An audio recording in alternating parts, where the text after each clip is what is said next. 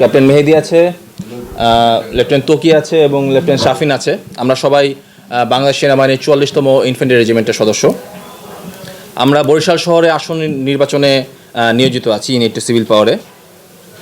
আপনারা জানেন যে বিগত 20শে জুলাই 2024 থেকে বাংলাদেশ সেনাবাহিনী দেশের সার্বভৌমত্ব রক্ষার পাশাপাশি দেশের আভ্যন্তরীণ শান্তি শৃঙ্খলা বজায় রাখার জন্য ইউনিট সিভিল পাওয়ারে নিয়োজিত আছে।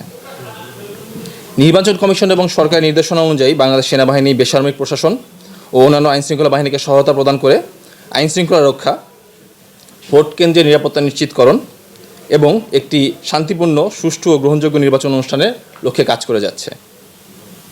আমি স্পষ্টভাবে জানাতে চাই যে বাংলাদেশ সেনাবাহিনী সম্পূর্ণ নিরপেক্ষ ও পেশাদারিত্বের সঙ্গে দায়িত্ব পালন করছে। আমরা কোনো রাজনৈতিক দলের পক্ষে কিংবা বিপক্ষে নই।